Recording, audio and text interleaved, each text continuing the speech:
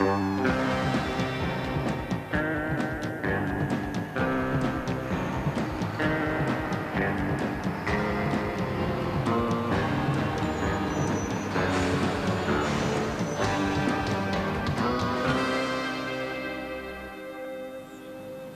1914, the remote village of Ingham was first connected to the outside world by a bus route.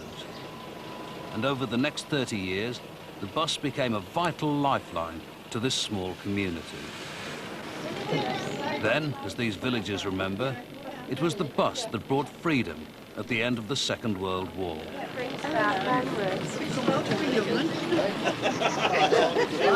Here we are again. Off to Lincoln. Throughout the war, Lincoln's buses suffered terribly. This coach was packed with passengers when it was hit by an incendiary bomb. The few buses that survived till the VE Day parade were decrepit and uncomfortable. It was the same all over Britain.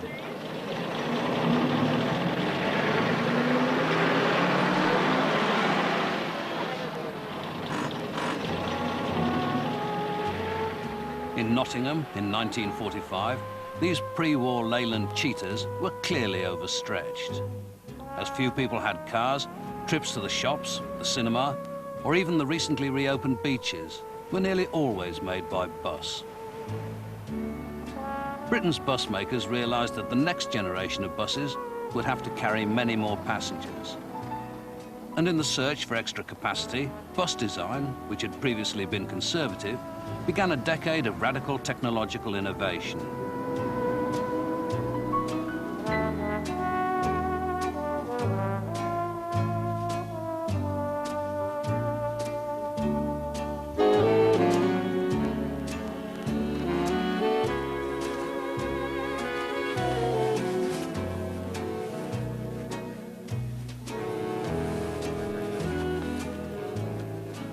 In Britain, the post-war recovery of the 40s and 50s was accompanied by a superficial stability. Bus services, like many important industries, were strictly regulated, and the law guaranteed most operators impregnable monopolies. There was even a law against running a double-decker without a conductor. I came out of the army and I wanted a job, and I thought, well, if I got on the buses, it would be a regular job. That's what I done. And as I say, it was a regular job for 31 years.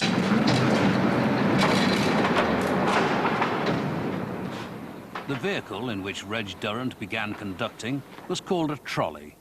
Ipswich had nothing else at the time. Trolleys were everywhere once. Halfway between the outgoing trams and the incoming motor buses, they were powered by electricity.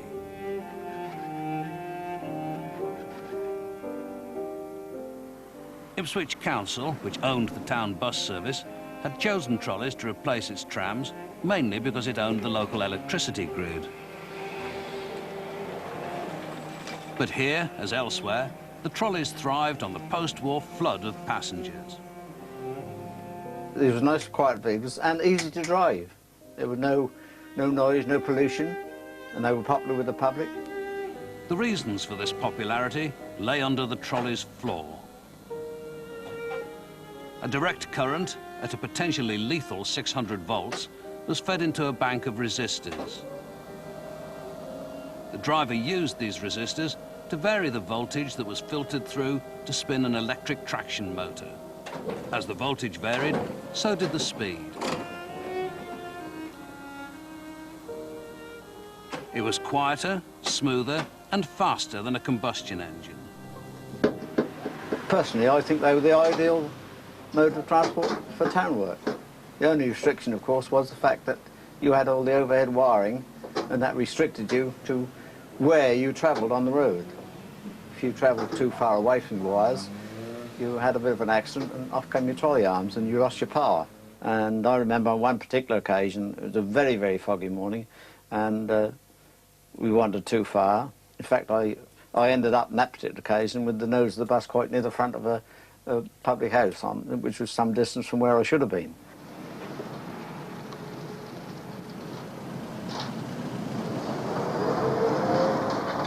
For decades, the limits of the trolley's overhead electricity grid contained Ipswich. But by the late 40s, the town had begun to spread. New homes to replace the industrial slums the Luftwaffe had destroyed were built in pleasant housing estates on the outskirts of town. But the council couldn't afford to expand the trolley's electricity grid to reach them. That's why, in 1950, the diesel-powered AEC Regent, which had already proved itself alongside trolleys in London, was introduced into Ipswich.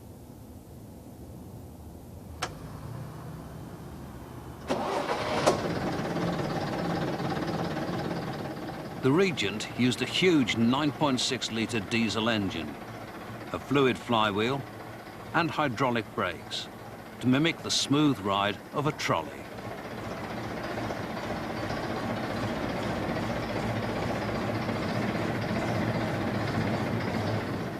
Gear changes were further smoothed by a pre-selector.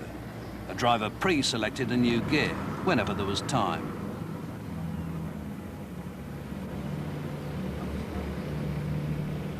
Later, when road conditions demanded that gear change, it was triggered and was shifted automatically by compressed air.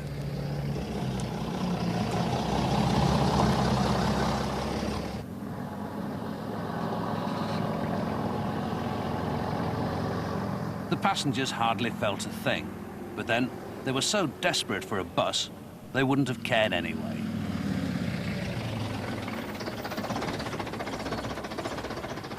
We gradually saw the estate being built round us, and I think it was about 2 years before the buses came up here. We were a bit isolated really up here to start with, but when the buses came, we felt that we were more into the town. I visited relatives more than I did without the buses. We used to go to the pub and have a sing-song and come home. We used to play the piano, and there you are. That was especially Saturday nights. Saturday nights was a balmy night. And all the essentials such as chemists and all things like that, you relied on the bus to be able to get into town, to be able to get those kind of things. Tooraloo, tooralay, it's a jolly fine club, and let's keep it that way.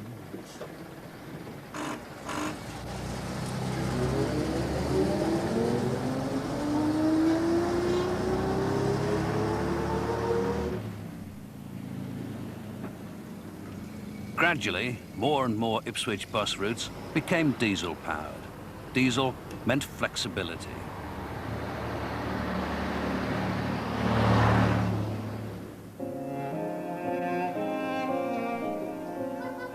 And gradually, the inflexible trolleys were put out to grass, until eventually there was just one left. When I drove the last one out of service, last one to ever operate in Ipswich, on service, it was Friday, August the 23rd, 1963. All the normal people that were on board were fare-paying passengers. They paid their fare and they had a ride. Although we were due in the shed here at 6:57, I think it was about 20 minutes to 8 before we got in. So we were delayed with all the sort of amateur photographers that come from all over and transport enthusiasts. Once we got to the depot here, the news must have spread because all the locals were outside and they wanted autographs and so forth, so I felt quite an important person at the time. Quite an occasion, really. Sad in many ways.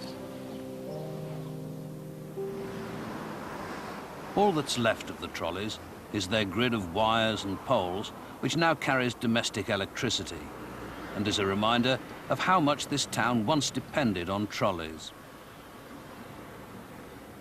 At the edge of town stands the last pole, and at its base is a turning circle.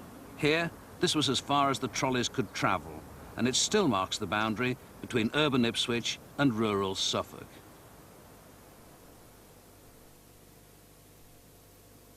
Out-of-town buses were very different, thanks to Bedford, a British subsidiary of the American conglomerate General Motors. Bedford repackaged its austere pre-war OB with radical styling.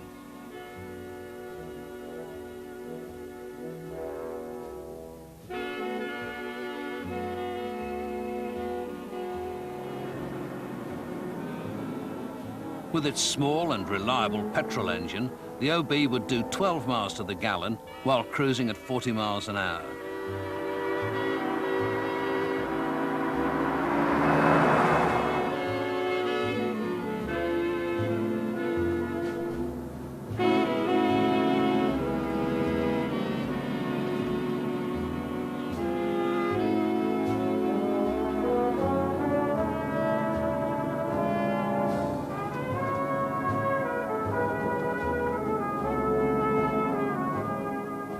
Coach travel offered affordable luxury, and clever operators were quick to exploit its full potential.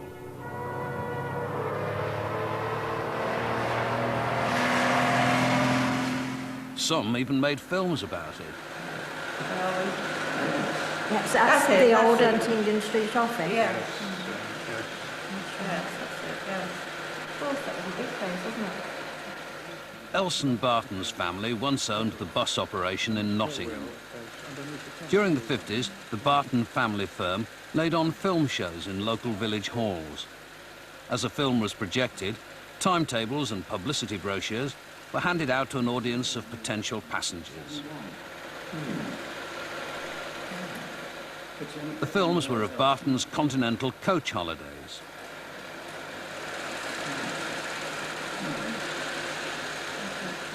These were tours, styled on the then popular sea cruises. In fact, Barton promoted a tour as a road cruise, using the best of hotels, the best bus he could find, everything all in at a single price. As late as 1950, with car ownership still stuck at its pre-war level, few Britons holidayed abroad.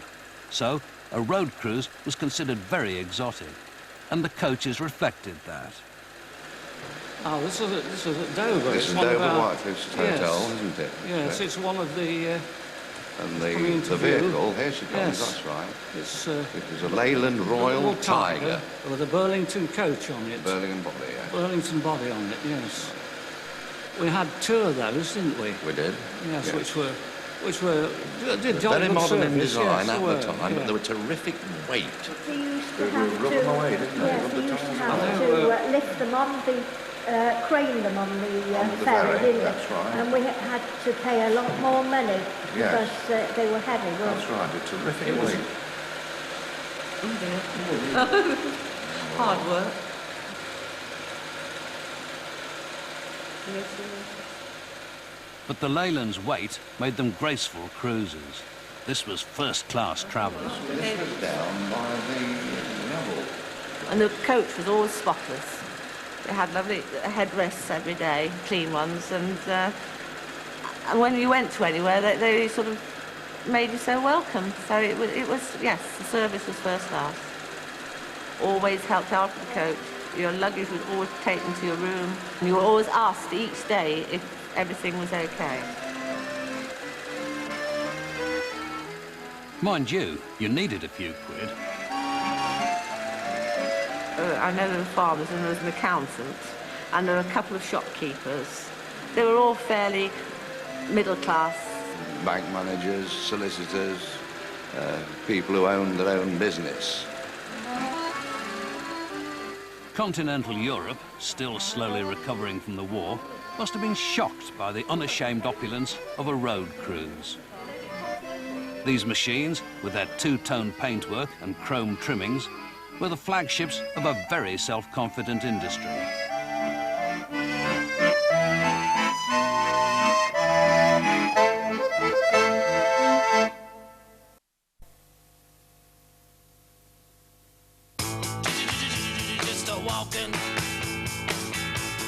Citroën have discovered a gap in the market. An estate car that's almost as compact as the acclaimed ZX hatchback, but with an enormous load area of up to 55 cubic feet. Perfect for when you're expecting the patter of tiny feet. The Citroën ZX Estate, from £10,355. Discover what Citroën can do for you.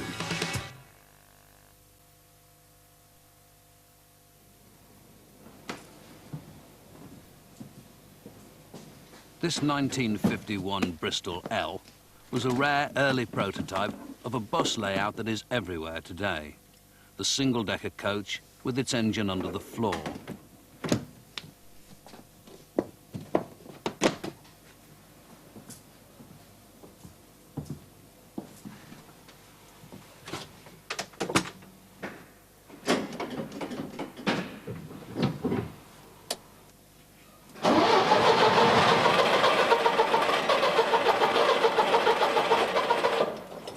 In the 50s, buses had huge engines, which covered a floor area equivalent to that occupied by 6 passengers. So underfloor engined coaches could earn 6 more fares than a traditional front-engine vehicle, and offered operators a significant economic advantage. And with the engine out of the way, the entrance could go at the front. Drivers could collect fares, so operators could do away with conductors. By the early 50s, coaches had become mobile boxes, often very profitable ones. Even remote rural routes had full loads, and not just during the daytime peaks, but also late at night. There would be people going for outings and people going to the cinema, because at that time, of course, there were late night buses to get you back out to the villages. Something that, by and large, we've long since forgotten. And so there would be a whole kaleidoscope of people using these buses. But parts of that kaleidoscope were beginning to fade.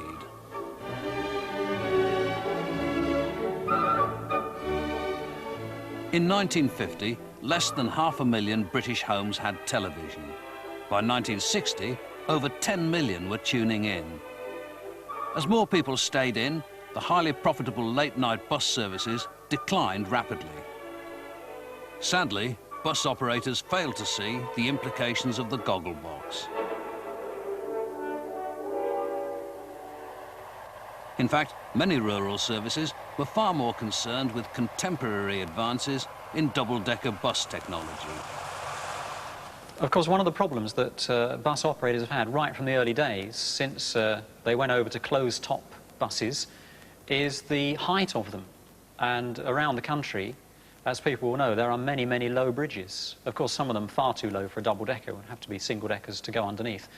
But many bridges, if the bus was just a little bit lower, it would go under. The solution to this was to build a lower height double-decker with a sunken gangway upstairs on the offside and 4 seats together. And when you sat upstairs, your head virtually touched the ceiling. If you sat downstairs on the offside, when you got up from your seat, you had to be careful not to bang your head on the sunken gangway. And the things were generally not terribly satisfactory.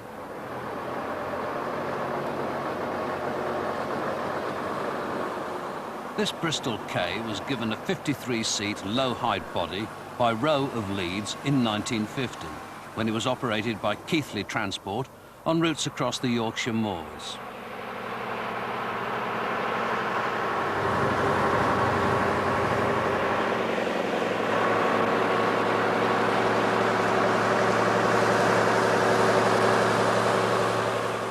For a while, this unsatisfactory gimcrack bus layout dominated rural transport, until it was superseded by something much better, the Bristol low-decker. The Route 103 into Lincoln was serviced by this low-decker in 1954.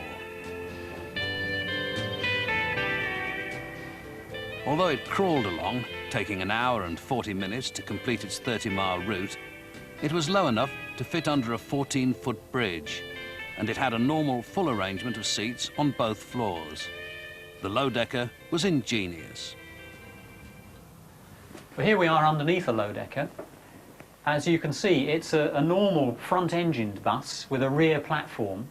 But what makes this bus so special is that here, when we come back to the gearbox, instead of the drive shaft coming out of the centre of the gearbox, it comes out of the side and runs down off-centre to drive the rear axle.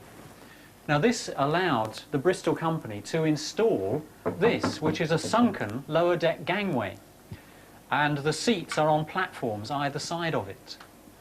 And so this made it possible to bring down the upper deck floor. And then when we get here to the rear axle, This too was revolutionary because this was a drop centre axle, whereas before they had gone, the axle went across at the centre point of the wheels. This one is, as you can see, is significantly lower. And here we see the gangway dropping down to the rear platform, which is this boarded area here. The low-decker remained in production until 1968, and over 5,000 were made.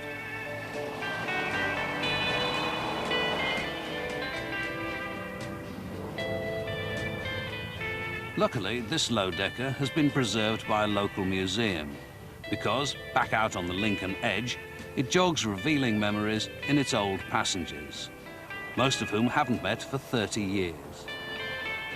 That was the only way I could get to Lincoln, was on the bus. Ah, that's right. That used to be at half past 6. Half past 6 at Fillingham Hilltop. That's right, yeah. And we used to catch it at 7:15. Yeah, well, sometimes I didn't get home till 10 o'clock at night. No, you didn't, my dear. During the summer, once or twice, I usually relied on my sister here, but if my sister wasn't travelling, I had to rely on you to wake me up at Ingham, so I would frequently nod off. Sleep didn't come easily on a low-decker. Noisy and bumpy, it had been designed to maximise capacity, not comfort.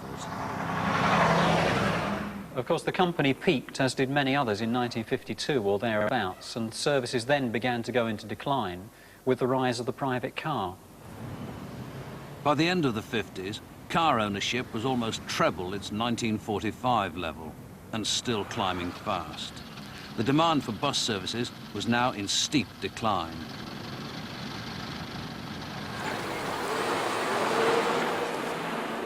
But the struggle to fit more bums on more seats was still in full swing, with the Leyland Atlantean, the first bus to put the engine at the back.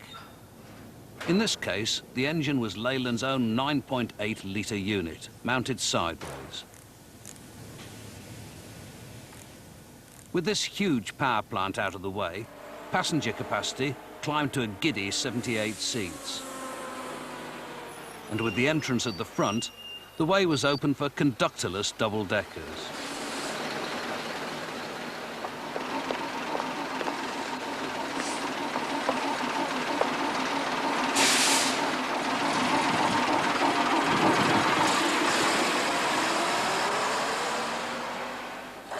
With the Atlantean, all buses, both double and single deckers, became standardized boxes.